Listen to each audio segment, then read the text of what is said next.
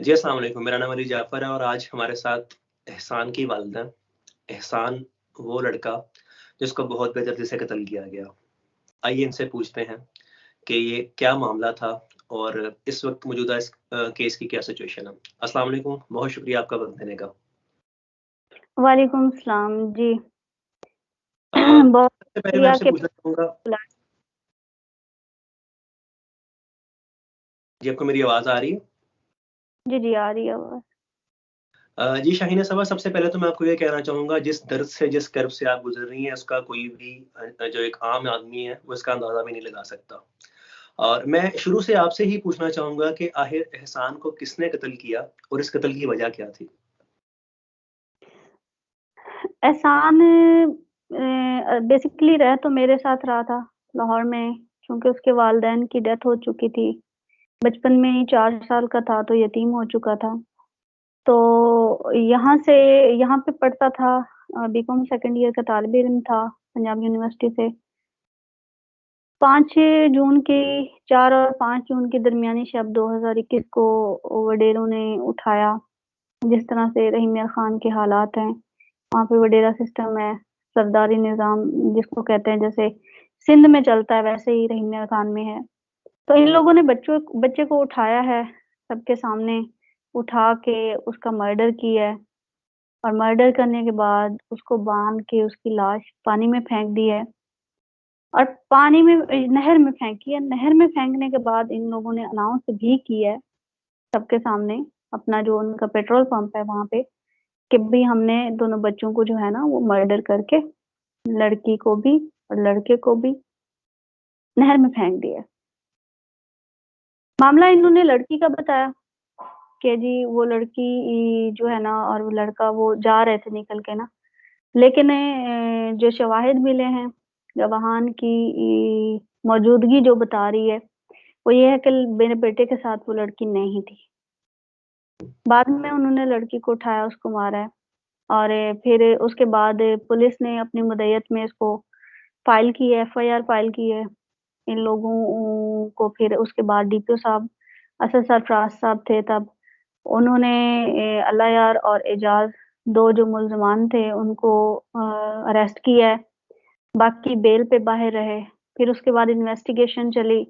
Investigation में इब्तदाई DIB branch यानी कि डिस्ट्रिक्ट ब्रांच ने, जो पुलिस ने निकाले सबूत शवाहिद सारा कुछ सामने रखते हुए, मद्देनजर रखते हुए, उसमें 14 लोग नामजद एफआईआर हो गए। 8 के तो आई विटनेस वगैरह थे, सारा कुछ। बाकी जो लोग थे वो सीडीआर और जियो फेंसिंग की बुनियाद पे जो है नामजद एफआईआर हुए। उसके इसमें ना एक सरकारी गाड़ी भी इस्तेमाल हुई है, अच्छा। सब नंबर प्लेट, जो कि ये अल्लाह यार और अहमद यार के एक भाई की है और वो सरकारी ओहदे पे फाइज हैं। ये जो अल्लाह यार और अहमद यार हैं, ये कोई मतलब वहाँ पे जागीरदार हैं, वडेरे हैं, ये इनका कोई सियासी बैकग्राउंड भी है, ज़रा बता सकती हैं आप? जी, अल्लाह यार पीटीआई टिकट होल्डर है और अच्छा जी। अहमद यार है ना वो वडेरा है। अच्छा वडेरा जी। भी नहीं कह सकते, बस मोअज़्ज़ज़ीन में हो गया, जैसे हमारी बस्ती में है तो उस तरह से है। लेकिन इन लोगों को नहीं, ये मोअज़्ज़ज़ीन तो नहीं हो सकते आंटी, ये लोग तो मोअज़्ज़ज़ीन नहीं है, माज़रत के साथ। ये लोग तो वो हैं कि जो किसी को बेदर्दी से कत्ल करने वाला मोअज़्ज़ज़ीन में कैसे हो सकता है? इनको मोअज़्ज़ज़ीन मानने वाले गुलामाना तबीयत के लोग ही हो सकते हैं। तो दूसरा, इस कत्ल की वजह क्या थी? मतलब ज़रा काइंडली एक्सप्लेन कर सकती हैं आप? रिश्ता मांग रहा था मेरा बेटा इनकी लड़की का, और इन्होंने अच्छा अपनी जी। लड़की का रिश्ता कहीं और कर दिया था। और लड़की भी अच्छा। इनकी सगी भतीजी नहीं थी, इनके सौतेले भाई की बेटी थी। अच्छा और जी। जब इन्होंने देखा कि उस लड़की का वालिद भी घर पे नहीं है और मेरे बेटे का भी इनको पता चला कि वो इस वक्त बच्चों के साथ बाहर हैं, तो उन्होंने जो है ना वो उसको वाक किया और बच्ची को भी उठाया, मर्डर किया। वालिद को इतला दे दी फोन पे कि हमने जी उसको मर्डर कर दिया, आपकी बेटी को। तो उसकी ये वालिदा लोग ने, वालिद ने कोई एक्शन नहीं लिया इनके खिलाफ? उस नहीं, लड़की की वालिदा उन्होंने ने, वालिद? चुप है, वो चुप है। और यही बात मुझे बिल्कुल। ताज्जुब में मुब्तला कर देती है कि देखें, एक जान गई है, जी, बिल्कुल। औलाद बहुत अजीज होती है। मेरा एहसान ऐसे भांजा था, लेकिन मैंने उसे बेटे की तरह पाला। मेरे लिए वो सब कुछ था मेरा। मुझे कितनी तकलीफ है ये मैं जानती हूँ, क्या उस माँ को तकलीफ नहीं होगी? जिसकी बेटी को उसके सामने उसके हाथों से उठा के छीन के लेके गए और मारने के बाद कहा कि भाई हमने उसको फेंक दिया, बांध के नहर नहर में फेंक दिया। वो माँ कितनी तड़पी होगी। लेकिन ताज्जुब हो रहा है कि वो लोग हक के लिए नहीं उठ रहे, वो आवाज नहीं उठा रहे। इस बात पे मुझे बहुत ताज्जुब है। जब ये कत्ल हुआ आंटी, इसके बाद आपके साथ पुलिस का रवैया कैसा रहा? जो इब्तदाई तफ्तीश हुई डिस्ट्रिक्ट ब्रांच ने जी जी। की, वो सही थी। उन्होंने कोऑपरेट किया, सबूत और शवाहिद को उन्होंने 101% श्योर करके मद्देनजर रखते हुए लोगों को मेंशन किया, इसमें नामजद किया। उनमें से 2 जो अरेस्ट थे उनको उनको जो है ना बेल आउट ये किया, जुडिशियल किया, इस तरह से करके। तो वो तो बड़ी अच्छी कार्रवाई रही। लेकिन उसके बाद मुल्ज़मान ने जब देखा कि यहाँ पे डिस्ट्रिक्ट ब्रांच की जो ऑफिसर हैं ये मेरिट पे उतरे हुए हैं, ये मेरिट कर रहे हैं, तो इन लोगों ने जाके तो आरआईबी ब्रांच में अपनी तफ्तीश चेंज करवा ली। और आरआईबी ब्रांच में मोहम्मद खान जोया एसपी की निगरानी में, जिसमें उनके जो मतलूब बाजवा और अशरफ खान जो उनके इंस्पेक्टर थे, उनकी निगरानी, ये 3 रुकनी टीम थी जिन्होंने दोबारा से री इन्वेस्टिगेट किया। अब यहाँ पे इन्होंने क्या किया, सीडीआर को रिलाय नहीं किया पुलिस ने, आरआईबी ब्रांच ने शवाहिद को रिलाय नहीं किया। ठीक है, अब इतनी सी बात पे कि जी मुल्जिम आके तो हमें कह गए जी हम शामिल नहीं हैं, और उन्हें बेगुनाह लिख दिया। तो जो हमने सबूत दिए, जो हमारे शवाहिद हैं, जो हमारे गवाहान हैं, उनको आपने पीछे कर दिया, बैक पे रखा। और जो मुजरिम है वो आके मुल्जिम आपके पास कह रहे हैं कि हम बेगुनाह हैं, तो आप बेगुनाह लिख देंगे। कभी चोर ने भी माना है कि मैंने चोरी की है? बिल्कुल आरआईबी सही। ब्रांच से हमें बहुत तहफ़्फ़ुज़ात हैं। आरआईबी ब्रांच ने जो है ना वो गलत की है, इनके 6 लोगों को बेगुनाह किया है। उनमें वो सरकारी ऑफिसर भी शामिल है, उनके उनके बाकी जो भाई हैं अहमद यार, वो भी शामिल हैं जिनको बेगुनाह किया गया है। और अहमद यार के जो है ना वो हमारे पास आई विटनेस है कि वो आया है, उसने आके मेरे बेटे को थप्पड़ मारने वाला भी वो है, गाड़ी में डालने वाला भी वो है, अनाउंस करने वाला भी वो है कि हमने बाहमी मुशावरत के साथ बच्चों को मर्डर किया है और अब लाशें हमने फेंक दी हैं, और उसी को आरआईबी ब्रांच बेगुनाह लिख रही है। कैसे? कोई हमें भी तो समझाए। उसके बाद जो है आरआईबी ब्रांच की जो तफ्तीश थी उससे फिर जो है ना मैं तो बार-बार कह रही हूँ कि आरआईबी ब्रांच ने ज़ुल्म के साथ ज़ुल्म किया है। ज़ालिम तो वो लोग थे, इन्होंने भी उनका साथ बिल्कुल दिया। सही। तो आप ये कहना चाह रही हैं कि इन्होंने आपके जो गवाहान थे, जो आपके सबूत थे, इन्होंने इसको बिल्कुल एक साइड पे करके एक उनकी सिर्फ़ कहने पे इन लोगों ने अपने जो तफ्तीश है उसको चेंज किया। ऐसे ही है, ऐसे ही है, बिल्कुल तफ्तीश, और फिर उनके बयानों पे उनको बेगुनाह भी लिखा। बेगुनाह भी लिख दिया उनको। तो इस वक़्त जी, करंट सिचुएशन क्या है इस केस की? अदालत में क्या फ़ैसला है? क कहाँ तक पहुँचा है और क्या इस वक़्त जो करंट सिचुएशन है इस केस की है? अदालत में ये जो मेन रहीमिया खान का सेशन कोर्ट है, वहाँ से इनकी ज़मानतें ख़ारिज हुई हैं। इनके जो 6 मुल्ज़मान बाकी के नामज़द थे, जिसमें अल्लाह यार, असद यार, अमानुल्लाह, सिबगतुल्लाह, दाऊद और इजाज़। इन लोगों की इजाज़ और अल्लाह यार तो अंदर ही थे, तो बाकी जो 4 थे जी, जी। उनकी ज़मानतें ख़ारिज हुई हैं सेशन कोर्ट से। सेशन कोर्ट ने अल्लाह यार की ज़मानत भी नहीं ली, ख़ारिज कर दी, क्योंकि इन्होंने बेल दायर की हुई थी, तो ख़ारिज हो गई। तो साहब बिल्कुल 302 का सही। मुल्ज़िम है, और जी, जी। वो बंदा शुरू से ही वो एक्टिव है, क्रिमिनल टाइप का बंदा है वो। उन्होंने जी ख़ारिज कर दी सेशन कोर्ट ने। वहाँ से ये लोग जो है ना 3 जो मुल्ज़मान हैं अभी तक बाहर हैं। 30 अक्टूबर की ज़मानत ख़ारिज हुई है, लेकिन अभी तक पुलिस उनको नहीं पकड़ पाई। पुलिस कोशिश तो कर रही है, लेकिन उस तरह से पकड़ नहीं पाई कि हाँ भई वो 3 बंदे हैं और तीनों को पकड़ें। एक ने जाके जो है ना वो हाई कोर्ट से रुजू किया, उसको हाई कोर्ट से हथकड़ी लग के अमानुल्लाह को आ गई। लेकिन अल्लाह यार को हाई कोर्ट ने बेल दे दी, ज़मानत पे रिहा कर दिया। और अब जो केस इस वक़्त है, उसमें सब लोग बाहर हैं। बस 2 लोग अंदर हैं, एक अमानुल्लाह और एक इजाज़ अंदर है, बाकी सब लोग बाहर हैं। और ये जो अल्लाह यार है, मुझे ये यहाँ पे बड़ा ताज्जुब हुआ है, और मैं रिक्वेस्ट भी करती हूँ बार-बार कि अदलिया हमारा साथ दे। ये ज़ालिम लोग हैं, इनको सज़ाएँ मिलनी चाहिए। ऐसे लोगों को बाहर नहीं होना चाहिए। ये बाहर रह के मज़ीद लोगों के लिए मिसाल बनेंगे। कुछ होते जी, जी, हैं बिल्कुल ऐसे ही है। जिनको लोग जो है ना मुतासिर होके फिर उस चीज़ को आगे अडॉप्ट करते हैं। जब लोगों को पता चलेगा इलाके में कि ये बंदा 302 में डबल मर्डर में ज़मानत पे आ गया है, तो क्या उसको देख के दूसरे लोग जो हैं वो क्राइम करने की कोशिश नहीं करेंगे? भई उसका कुछ नहीं हुआ तो हमारा क्या होगा? जी, बिल्कुल ऐसा ही है, एक बिल्कुल ऐसा ही है। और 4 कम से कम हर सूबे से 2-2 लोगों को, मुल्ज़मान को कम से कम अदलिया हैंग आउट करके देख ले। 1 हफ्ते, 1 महीने में ना कोई 8-10 बंदे जो है ना फांसी लटका के देख लें, उसके बाद देखना क्राइम कैसे कम होता है। बिल्कुल सही। ये मैं किसी के इसमें कोई सिंपली शक नहीं है कि किसी इसमें कोई शक नहीं है कि हमारे मुल्क में क्योंकि हमारी अदलिया के फ़ैसले सम टाइम बहुत डिले होते हैं और ज़्यादातर हम लोगों ने देखा है चाहे वो शाज़ेब खान हो, आज तक उसका कातिल शाहरुख जतोई जो है वो जेल में बड़ी एक अपनी अय्याशी वाली ज़िंदगी गुज़ार रहा है। इसके अलावा नकीबुल्लाह का जो कातिल है वो बहुत तेज़ी से अपनी ज़िंदगी गुज़ार रहा है और राव अनवर आज भी आज़ाद घूम रहा है। कल रात को एक अरसलान नामी लड़के को बड़ी बेदर्दी से कत्ल किया गया, बाद में उसको पुलिस मुकाबला डिक्लेयर कर दिया गया।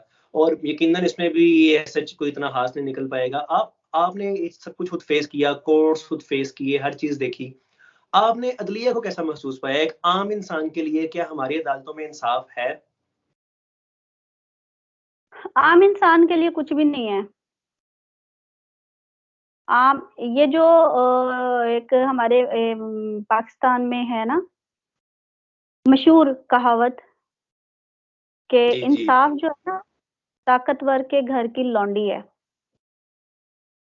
ये वो बिल्कुल सही। सिस्टम है। और मैंने खुद बड़ी कोशिश की है लाहौर हाई कोर्ट के जो चीफ जस्टिस साहब हैं, उनसे बात करने की, मुलाकात करने की, क्योंकि इसमें एक सरकारी ओहदेदार शामिल है बंदा, जो कि जज के बहुत जी, आप बताएँ चीफ वो जस्टिस कौन है सरकारी ओहदेदार? आप बिल्कुल खुल के बताएँ आप उनका, वो कौन है सरकारी ओहदेदार? आपने पहले भी ज़िक्र किया हरी नंबर प्लेट वाली गाड़ी का। आप बताएँ, खुल के बताएँ। जी, जज है मोहम्मद यार वलाना। ये अहमद यार और अल्लाह यार का भाई है। ये रात को 9 बजे जज वहाँ है पे मोहम्मद यार पहुँच मौलाना ये किनके भाई हैं? ज़रा दोबारा बताइएगा। अल्लाह यार के, अहमद यार के। जी, जी। ये जो अल्लाह यार है, जो ठीक है। मेन मेन जो मुल्ज़िम है, उसका भाई है ये। जी, जी। ये तीनों भाई हैं और इन तीनों की मौजूदगी है। अब एक बंदा रात को बिल्कुल 9 सही। बजे जा रहा है, सफ़र करके पहुँच रहा है मुल्तान से सादिकाबाद रहीम यार खान। वहाँ पे जी, सारी जी। कार्रवाई करने के बाद रात को 2 बजे के बाद मर्डर करवाने के बाद 3 बजे के बाद बच्चों का निकल रहा है वहाँ से। और उसकी मुसलसल राब्ता है इन लोगों से। और बयान में लिख रहा है कि मैं रात को कोई ज़मीन का लेन-देन कर रहा था, इस वजह से राब्ते में था। अब मुझे बताएँ रात को पौने 1 से लेकर सुबह 7 बजे तक, तकरीबन साढ़े 12 के बाद, साढ़े 12 और 7 बजे तक वो ये मुसलसल अपने भाई-भतीजों के साथ राब्ते में है। ये वहाँ पे मौजूद है, इसकी गाड़ी इस्तेमाल हुई है, पेट्रोल पंप पे इसकी गाड़ी भी खड़ी है। इन्होंने रात को कहता जी मैं जी ज़मीन का जो है लेन-देन के हवाले से या कुछ इस तरह का ना करके उसने बयान दिया है कि मैं राब्ते में था। ये कौन-सा राब्ता है? जिसमें आपकी भतीजी जो है वो घर से गायब है आप कहते हैं। क्या आपको तशवीश नहीं हुई? आप वहाँ से फिर भाग रहे हैं, आप रुकते, क्लैरिफ़ाई करते। फिर आप कह रहे हैं जी मैं मेरी मेरा मेरे ये इस वजह से राब्ते थे। अब रात के 1 से सुबह 7 बजे तक ये कौन से लेन-देन हैं जो खत्म नहीं हो रहे थे आपके? कॉल पे कॉल ये हो रही थी। ताकतवर लोग हैं, इनके लिए रात को भी दफ़्तर काम करते हैं, इनके लिए सब कुछ रात को भी चल रहा होता है। ये सिस्टम से अबव हैं ये लोग सारे जो है ना, सिस्टम से बाला-तर हैं ये लोग। तो अब देखें वो फिर कुछ नहीं इन कह लोगों सकते के हैं। लिए इसके लिए फिर मैंने लाहौर हाई कोर्ट में जो है ना एप्लीकेशन भी दी है। 3 एप्लीकेशन दी हैं, तीनों दाखिले दफ्तर कर दी हैं, एमआईटी ब्रांच को दी है, दाखिल दफ्तर कर दी है। फिर मैं खुद इतनी क्रिटिकल कंडीशन मेरी रही है कि मैं बड़ी जी, मुश्किल आपने से मैं बताया खुद कि आप कैंसर सर्वाइवर भी हैं। मैं चाहूँगा आप बताएँ दोबारा से कि आपने किस तरह कैंसर से जंग लड़ते हुए आप ये दूसरी जंग के साथ लड़ रही हैं, ज़रा बताएँ, लाज़मी बताएँ आप। जी, मैं वहाँ पे एक टाइम होता है कि मैं अपने जो मेरी थेरेपीज़ चल रही होती हैं, कीमोथेरेपीज़ चल रही थी, तो एक तो मेरी एक दिन कीमोथेरेपी होती है, दूसरे या तीसरे दिन कीमोथेरेपी वाला बंदा, पेशेंट बंदा उठ के दीवारों को पकड़-पकड़ के तो chief justice of Lahore high court के पास पहुँच रहा है, आईजी ऑफिस पहुँच रहा है, सीएम बुज़दार के ऑफिस जो कंप्लेंट सेल है वहाँ पहुँच रहा है। तो आप वहाँ पे बात करना गवारा ना करें, चीफ साहब बात सुनना गवारा ना करें और वही chief justice of Lahore high court honourable है मेरे लिए, इदारे भी और जी, जी, जज साहिबान बिल्कुल। भी और पुलिस जितने भी लॉ एंड ऑर्डर के इदारे हैं, हम उनकी रिस्पेक्ट करते हैं। लेकिन कम से कम एग्ज़ैक्टली। हमारी बात सुने। बात एक एक काज़ी वक़्त है ना, जी, जी। काज़ी का फ़र्ज़ है कि एक बंदा जो मज़लूम है, जिसके साथ ज़ुल्म हुआ है, कम से कम उसकी बात तो सुन लो। बात सुननी बनती है, लेकिन बात नहीं सुनी गई।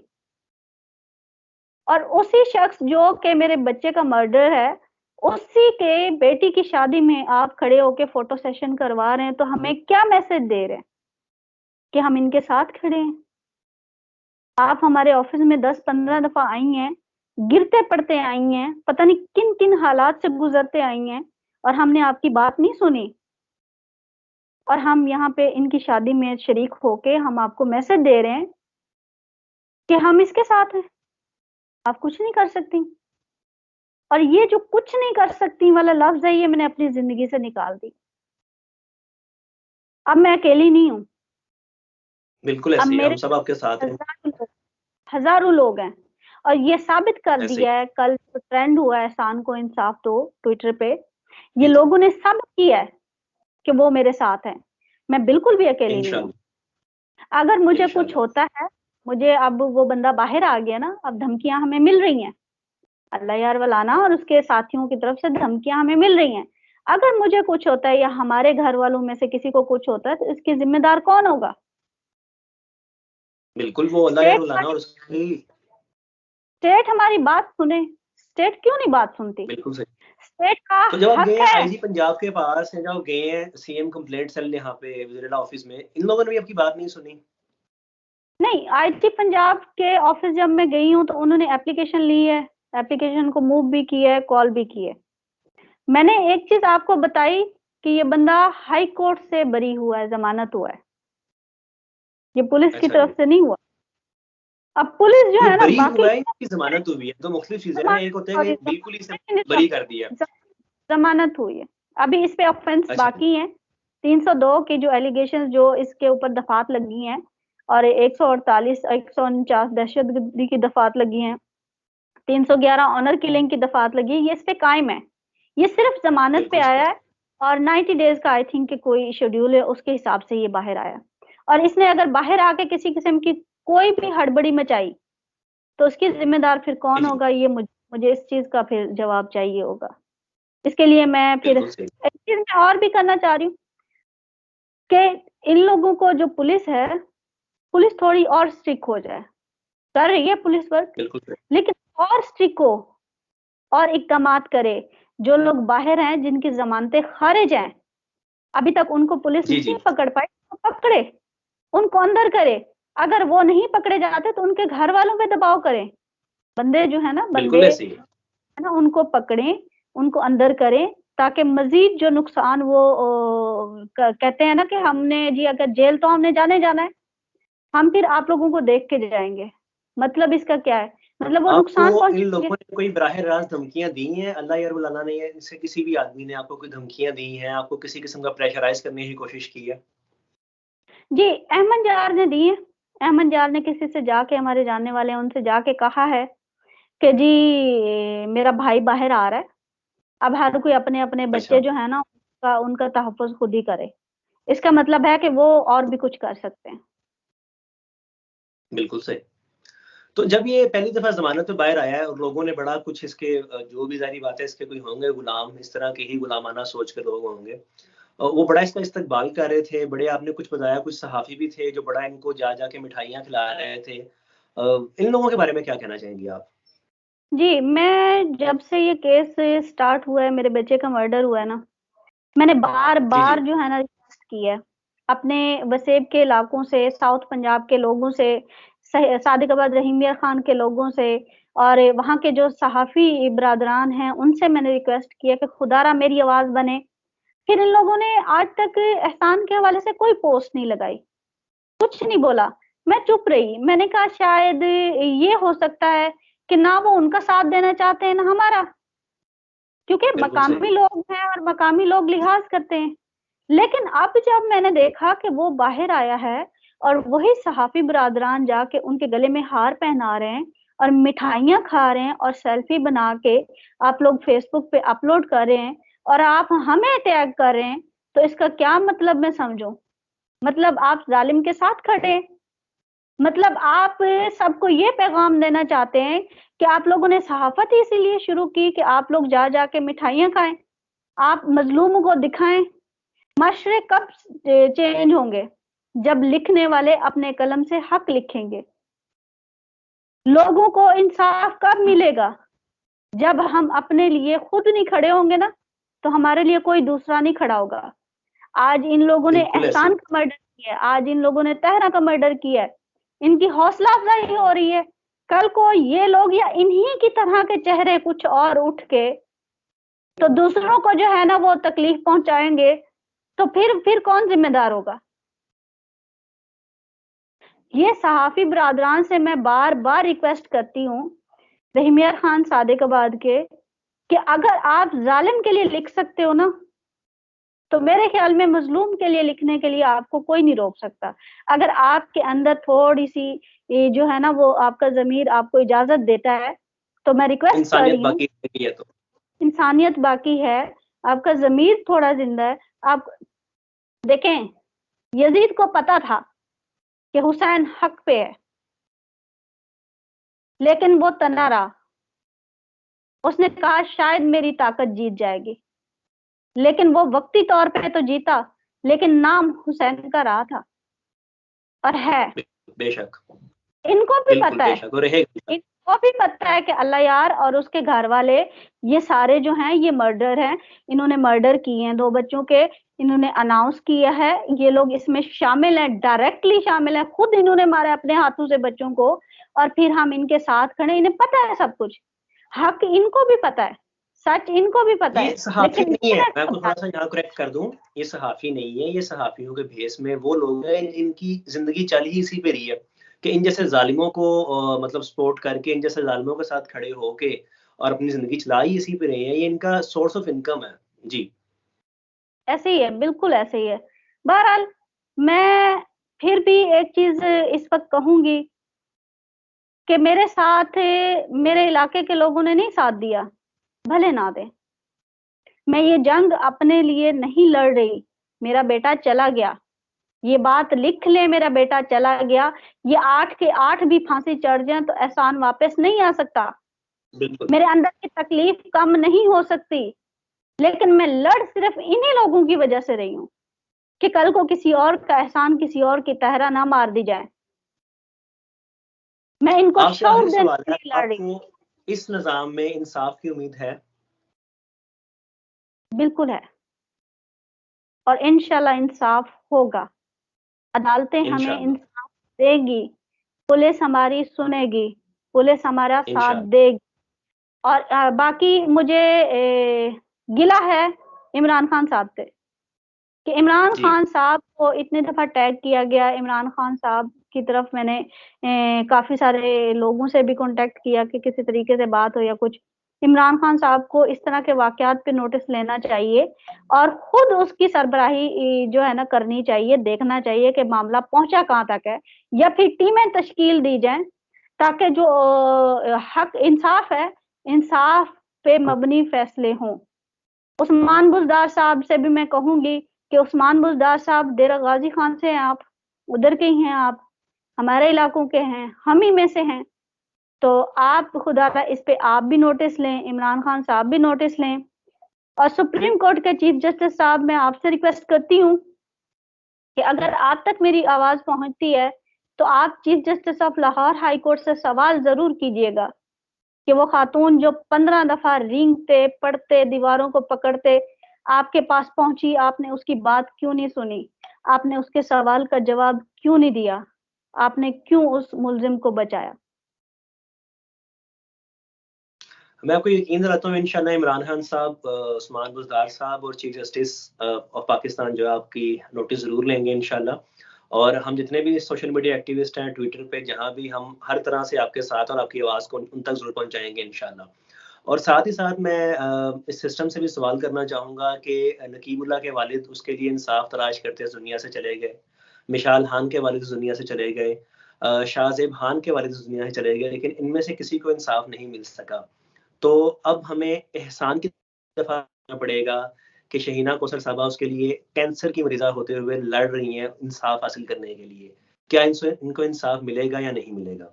बहुत शुक्रिया आपके वक़्त का, और जहाँ भी कहीं आपको हमारी ज़रूरत हो, हम जितने भी सोशल मीडिया एक्टिविस्ट हैं, हम सब आपके साथ हैं। जी, बहुत-बहुत शुक्रिया। लेकिन एक चीज़ एंड पे कहूँगी, मैं इंसाफ देख के मरूँगी, इंशाल्लाह। इंशाअल्लाह।